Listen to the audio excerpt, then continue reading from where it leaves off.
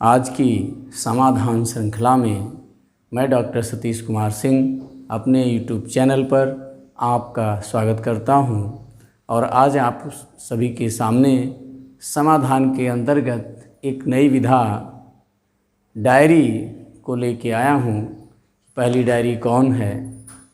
पहली डायरी से भी पहली डायरियां लिखी गईं, उन्हें डायरी क्यों नहीं माना गया?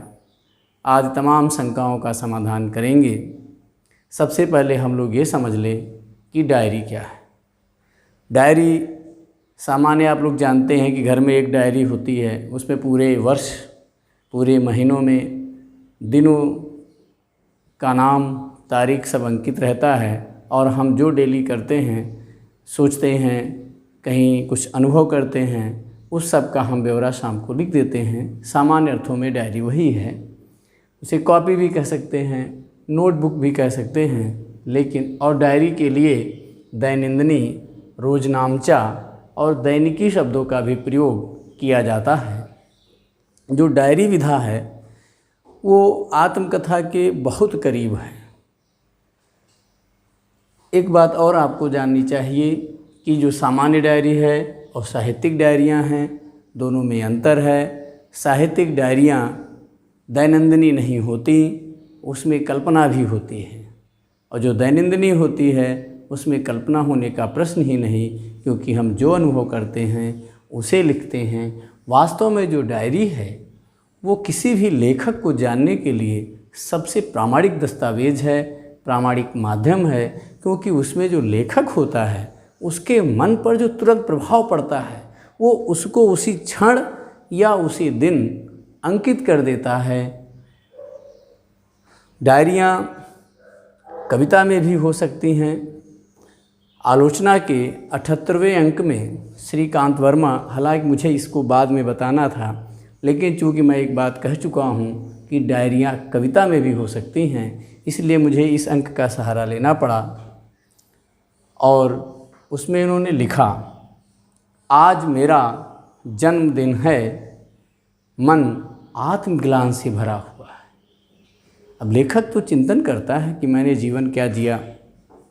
आज मेरा जन्मदिन है, मेरा मन आत्मग्लानि से भरा हुआ है। इन तमाम वर्षों में मैंने क्या जिया?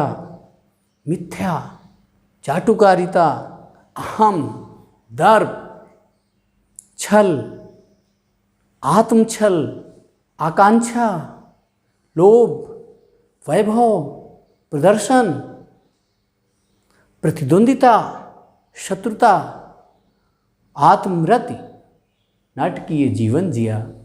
ये कवि चिंतन करता है अपने बर्थडे पर। जब लोग खुशियाँ मनाते हैं तो श्रीकांत जैसा व्यक्तित्व ही इस बात पे गहन चिंतन कर सकता है कि जीवन मैंने क्या जिया है? कुछ भी तो नहीं जिया है, केवल नाटकीय जीवन जिया है, वास्तव में कोई जीवन नहीं जिया है। अब हम चर्चा करेंगे कि डायरी की पहली रचना कौन है, डायरी विधा का आरंभ कहाँ से हुआ। मेरे प्रिय विद्यार्थियों, अच्छी चीज़ों का कोई शॉर्टकट नहीं होता है, इसलिए आपको पूरा विधिवत समझना पड़ेगा। और ये छोटी छोटी विधाएं हैं, इनको विधिवत पढ़ लेने में ही भलाई है, बार बार कंफ्यूज होना ही नहीं पड़ेगा।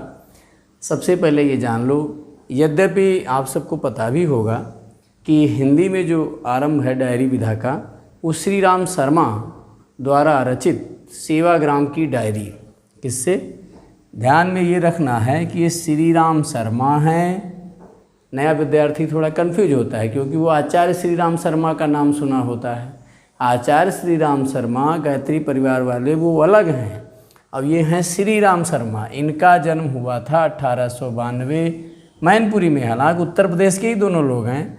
और जो आचार्य श्री राम शर्मा हैं, इनका जन्म हुआ था 1911 आगरा में। ये आप कंफ्यूज ना हो इसलिए मैंने दोनों लोगों को लिख दिया है। साहित्यकार कौन? यद्यपि ये भी साहित्यकार हैं, बड़े विद्वान हैं, लेकिन ये फिलासफर भी हैं, दार्शनिक हैं। इनका चिंतन धार्मिक क्षेत्र में बहुत अधिक है। और ये श्री राम शर्मा जो शिकार साहित्य के लिए जाने गए, ध्यान में ये रखना है। तो ये आचार्य श्री राम शर्मा नहीं हैं, ये श्री राम शर्मा हैं। और इनकी सेवाग्राम की डायरी से ही डायरी विधा का जन्म माना जाता है। लेकिन एक चीज़ और आपको जान लेना चाहिए कि इससे पहले भी डायरियाँ लिखी गई थीं। जैसे हम लोग कई विधाओं में चर्चा कर चुके हैं। सत्यदेव मेरी डायरी 1909, प्रभु दयाल एक डायरी के कुछ पृष्ठ। अब ये हुआ ही, इनको एक दुकान पर एक डायरी मिली थी, वो थी बांग्ला भाषा में। इन्होंने देखा इनको बांग्ला आती थी, इन्होंने हिंदी में उसका अनुवाद कर दिया। तभी इन्होंने लिखा एक डायरी के कुछ पृष्ठ। पूरी डायरी भी नहीं मिली थी, इसलिए ये डायरी नहीं मानी गई। प्रोफेसर भगवत दयाल शर्मा, इन्होंने भी एक डायरी लिखी 1933 में, जबकि हमारी पहली डायरी कब मानी गई? सेवाग्राम की डायरी। और 1933 में सिंधिया होलकर की डायरी। अब इसमें कुछ नहीं था, इसमें केवल क्या था? राजाओं की दिनचर्या का वर्णन ही था। क्या था इसमें? केवल राजाओं की ही दिनचर्या का वर्णन था। दूसरा है घनश्याम दास बिड़ला। घनश्याम दास बिड़ला की डायरी कब? 1940 में, लेकिन ये भी हिंदी की पहली डायरी नहीं मानी गई। कारण ये था, डायरी का तो शीर्षक बड़ा अच्छा, डायरी के कुछ पन्ने, लेकिन इसमें मात्र घटनाओं का वर्णन किया गया। वो डायरी की जो शर्तें हैं उस पर ये पूरी खरी नहीं उतरी। गांधी जी की थी 1948 दिल्ली डायरी, और वो केवल क्या है? प्रवचनों का संग्रह है। हिंदी में कब से माना गया? सेवाग्राम की डायरी 1946। कब से? 1946 में सेवाग्राम की डायरी से माना जाता है। इसके बाद एक बात और ध्यान में रखना है, घनश्याम दास बिड़ला जो आप सोच रहे हैं पूंजीपति वाले, ये वही हैं। वो पूंजीपति तो थे ही, उद्योगपति तो थे ही, लेकिन साथ में वो बहुत बड़े चिंतक मनीषी भी थे। उनकी गांधी जी से बहुत बनती थी। वो अक्सर गांधी जी के साथ यात्राएं किया करते थे। जब गोलमेज सम्मेलन में गांधी जी को जाना हुआ तो उस एक कमेटी बनी थी, वो व्यापार संघ की थी, तो उसमें से 3 लोगों का प्रस्ताव था, लेकिन वहाँ से जो पारित हुआ केवल 1 कुर्सी के लिए।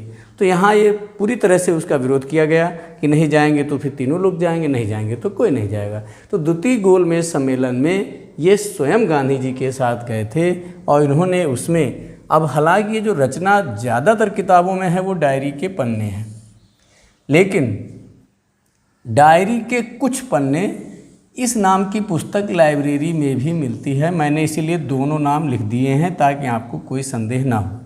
डायरी के पन्ने, डायरी के कुछ पन्ने जो 1940 में, और इसमें था क्या? और ये सस्ता साहित्य मंडल दिल्ली से पब्लिश पुस्तक है, नेट पे भी उपलब्ध है।